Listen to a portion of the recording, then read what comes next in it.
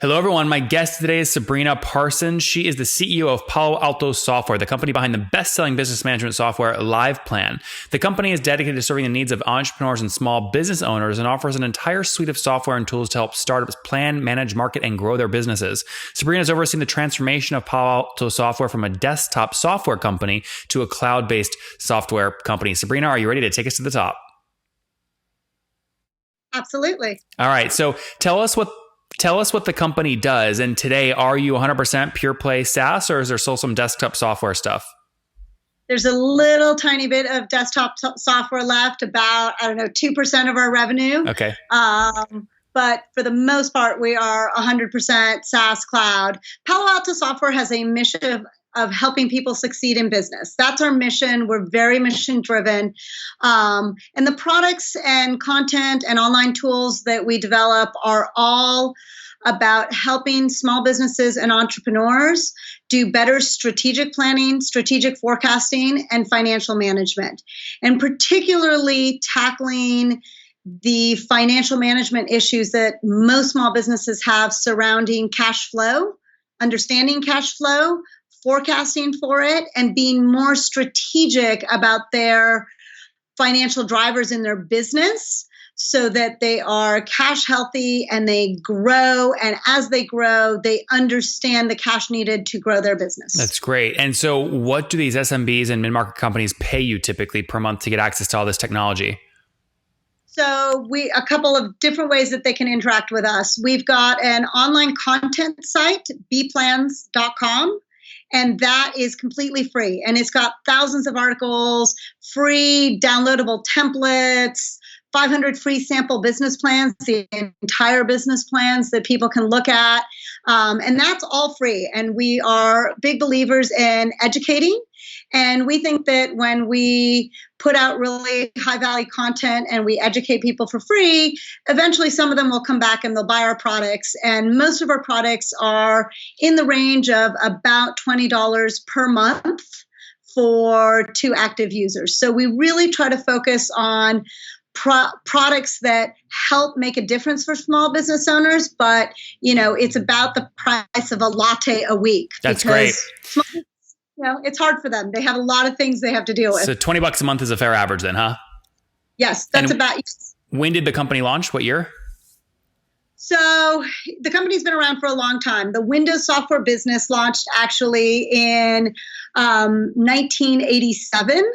I took over the business in 2007, and that's when we really switched strategically from developing Windows software to developing online SaaS software.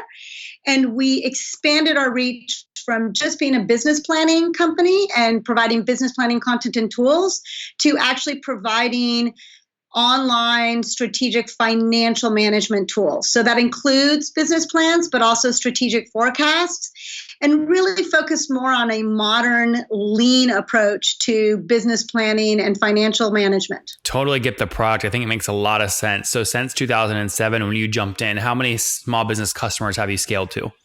Oh, wow. Since 2007, we've had over 2 million customers, which is great. And just to be clear, Sabrina, those are 2 million still actively paying today. So in different ways and forms, not all in the same product. So some of them have come in one side of the business and bought one part of the product and come in on the other side of the business. And then we have some new products. But yeah, so and then on the online content site, which is all free, we serve even more. We serve 2 million unique small businesses every month on bplans.com. Yeah. Now hold on, Sabrina. Sorry, I don't mean to cut you off, but I want to make sure my audience clearly understands this because I want to get to your free model in a second. But first, going back to the paid channel for a second. So just to be clear, you've got 2 million small businesses paying you per month on average $20 a month for the software. So roughly that, roughly that. Okay, so that would mean you're doing about $40 million a month. So we don't disclose any of those numbers, but you can do math and you can do, separate things. But yeah, so we are. Well, Sabrina, hold on. Something's not matching up there. I mean, that's not just a math error. That's like off by a factor of a big amount. So what's wrong there? Is it you don't actually have 2 million paying customers, or it's a higher or lower price point? We've had over 2 million paying customers. In terms of active customers at any given time, the average is different. So it's not necessarily 20, but I probably shouldn't go down the path of lots of numbers, because being private, we don't disclose all the numbers. So we don't want people to do backwards math and get to any numbers. So in a given time in, say, Live Plan, we'll have over 100,000 paying subscribers. But then we've got some other tools. We've got Email Center Pro and Outpost. And so we've got a variety of tools. And the Live Plan on average is $20 a month. On some of our other tools, it's more expensive. And we've got other trainings and packages that are in the thousands of dollars. And we've got other things that are upgrades, and they're $5 or $10. And so we have a variety of offerings. So it's not an average of 20 for 2 million, but we've had over 2 million customers in the Live Plan product. They're not all actively paying us right now. Yeah. So why you said 100,000 active right now? Why, the reason I'm asking this, Sabrina, is because we've seen a lot of really great SMB companies. I think Gail at Constant Contact built an incredible business, but she never got the respect of public markets in terms of her valuation, because churn was so high. And it's hard to build a SaaS company in the SMB space because SMBs go out of business. So you've had 2 million come through your system. There's only 100,000 active today. What are you doing? What has been the most effective thing you've done to decrease churn? And 100,000 in the Live Plan product, but more overall. So in terms of churn, you're right. Customers are going to churn out because of survivability, right? So the average small business starts today, and more than 60% of those small businesses that start today will be out of business in 5 years. So there's going to be a natural turn in survivability. In terms of how we address it, if you are actively financially managing and planning your business, you have a better survivability. So anyone, whether they use our tools or not, if you actively engage in planning and financial management, you will grow 30% faster, according to a research report by a Cranfield University professor who did a 10-year cohort. There's other research reports like that if you actively plan, your survivability is better. So that helps us in terms of overall churn when you compare to, say, any small business tool provider who, Constant Contact is a utility tool. They're providing an email marketing tool, but they're not necessarily dealing with the financial management side, which is usually why a business goes out of business. So our small businesses have a better survivability. And then overall, well, Sabrina, hold on. Let me stay on the SMB here for a second. So Gail on the public calls there, they were churning about anywhere between 6 and 7% of their customers in terms of logos per month. What you're saying is you're below that figure because you're financially, essentially what you're providing is more necessary than email marketing.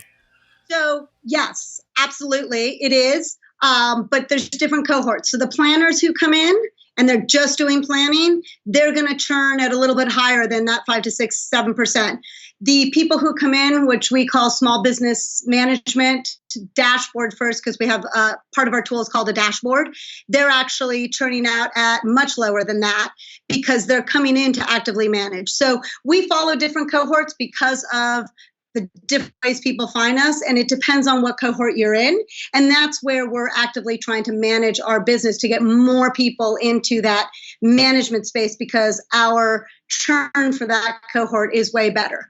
Because a monthly churn of, say, 6% is actually an annual churn of over 50%. Oh, yeah, 72%. Yeah. So when you say that your management tool is lower, are you talking like sub 2% per month? Like how low can you get it?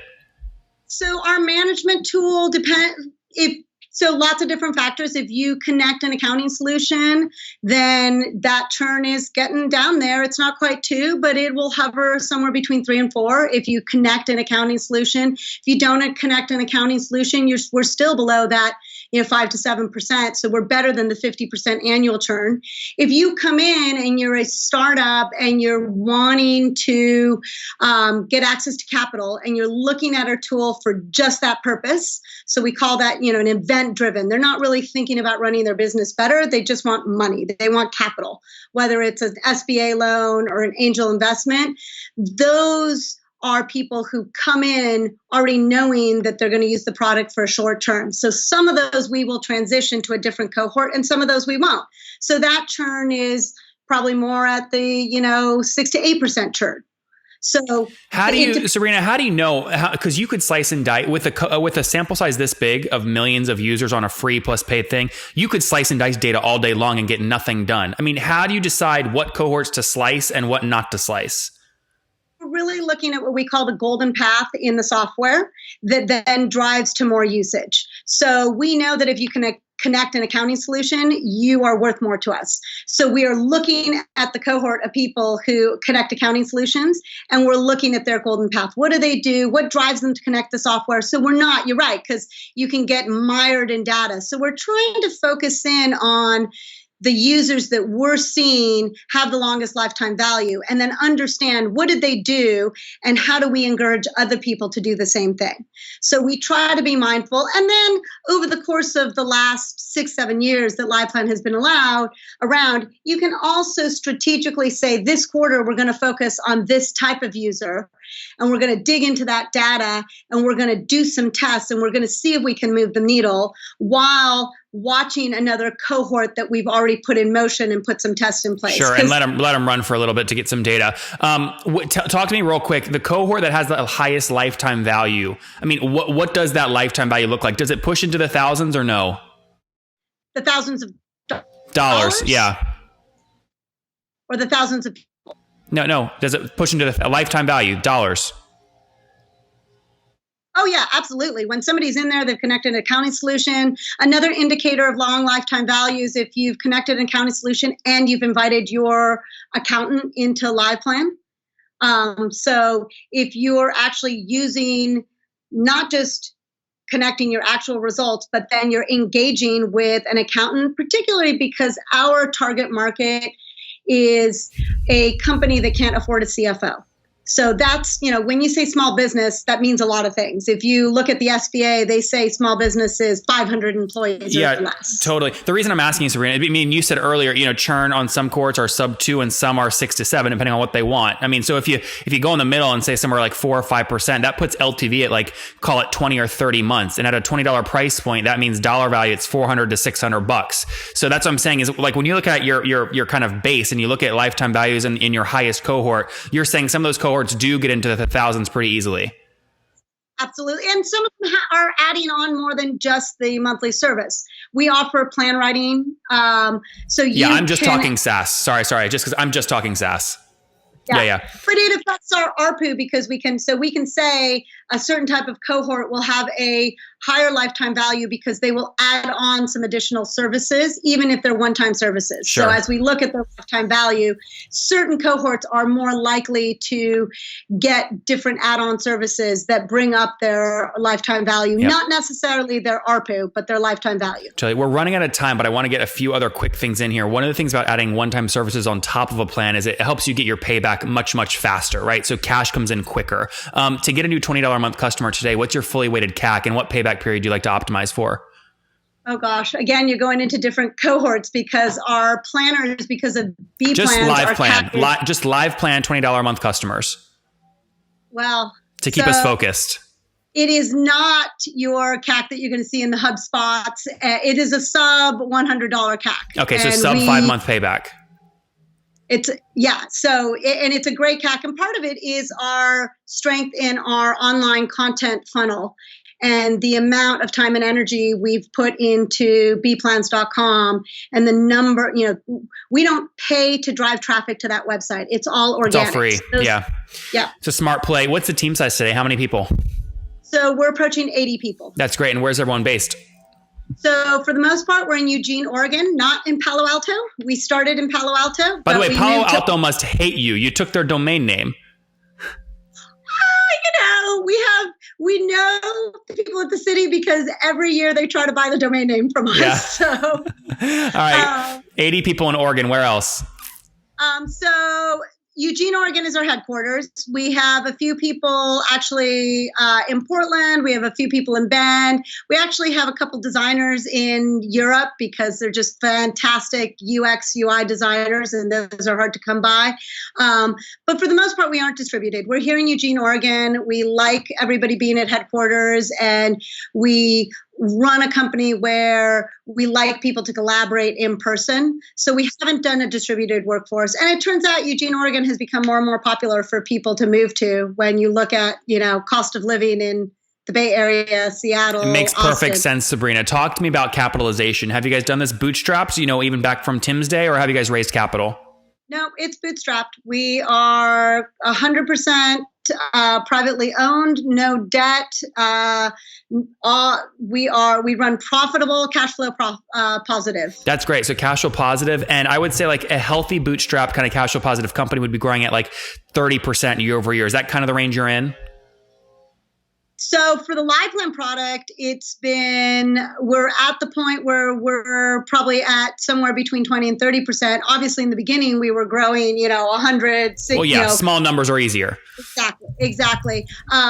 We got a couple of new products that we're back up on those, because we're starting from scratch. So those products are growing at a higher rate overall. And it's a focus that we have. We took the cash from our Windows products, and that was what we used to invest in our new cloud products. Now that LivePlan is doing really well, we're using that cash to invest in new products as well. So we really try to think about it, and we'd like to remain privately owned. We'll see whether opportunities arise to do something differently, but so far we've appreciated using our own success to finance new growth. What's the next big revenue target? Oh, that's stretch goal, one that makes you uncomfortable. Well, it has to do with our new product, Outpost. We had a product that kind of was a forgotten kind of, stepchild product called Email Center Pro. It's a great product. We have very loyal customers. But we got so focused on LivePlan, we weren't doing a lot of development. We're a smaller company. We didn't want to take on investment or debt, so we kind of put ECP on the back burner. We have redone that product, and it's in somewhat of a beta right now, but the ECP customer base has a churn of less than 1%. And lifetime values in the $5,000, and it's just a really solid product that we just didn't do much. So Sabrina, sorry, I don't mean to cut you off, but we're totally out of time. But I just want to get this answer right. So when you add all your products together, right, next big revenue target for you is what? 40, 50, 60 million ARR? What are you aiming for? So 50. But it's not just LivePlan. That's adding this Outpost product to it, and that's the 5-year goal. My big stretch goal. That's where I would like us to be. What's an uncomfortable stretch goal for the end of next year? Oh gosh, like 30? Yeah. It's hard, if you talk to our COO, who's also my husband, he'd be like, no, 19, 25. Yeah. We are glasses half full, glasses half empty. Well, you guys passed 14 though in 2012, right? You gave an interview where you said your goal is to hit 14 million in 2012. Did you guys pass that? Yes. Okay. Yes. And that's why I say my glass is half empty husband is very conservative. And I'm like, oh no, 50 million in 2 years. Yeah. I was going to say going from 14 million in 2012 to 19 million in 2019 is not a lot of growth. Yes, exactly. So he's, it depends on how you look at it. And the other part is that the places we've been more successful where the two of us struggle because we're a privately owned company with no debt is it's hard for us to be unprofitable. We don't have a management style to be unprofitable, even though we could invest more. And so we're working on that right now of being comfortable with having a couple of years where we're not profitable because we can afford to do that. Growth. So, yep. Very good, Sabrina. We're going to wrap up with the famous 5 one-word answers if you can. Number 1, what's your favorite business book? Radical Candor right now. Number 2, is there a CEO you're following or studying? Oh gosh, there's so many because it depends on pick one. Pick one. I haven't thought about that. Can I come back to that? Yes, we'll skip that. We'll say none. Number 3, what's your favorite online tool for building the company besides any of your own? Besides any of our own. Well, I guess I have to go to Basecamp because we've been using that for so long and it's held, it just holds up. Number 4, how many hours of sleep do you get every night? Oh gosh, I need to get 8 hours or I am a mess. And what's your situation? Well, obviously married. You know any kiddos? Yes, 3. 3 kids. And how old are? Do you mind me asking about how old you are? Yeah, I'm 45. 45. Last question. What do you wish your 20-year-old self knew? I wish my 20-year-old self knew that risk is so much easier when you're younger. You have less to lose when you're younger. So I wish I took more risk in business when I was younger. Guys, I think there you have it from Sabrina. Take more risk when you're younger. The company Palo Alto Software launched back in 1987. She joined in 2007. Now on their live plan product, more than 100,000 customers, doing somewhere between, call it 14 million. They broke back in 2012 to kind of their stretch goal, 1925-ish, coming up here shortly. So somewhere kind of in that range. What's nice about it is they're totally bootstrapped, privately owned, cash flow positive, which is great, using a free tool, basically a site with a bunch of organic inbound, driving a lot of their growth. Call it less than 2 or 3% logo churn in some cohorts. Other cohorts, it's more like 5 to 7, but the payback is healthy as well. $100 CAC on a $20 account. So 5-month payback there. A team of 80 in Oregon. Sabrina, thanks for taking us to the top. Thank you.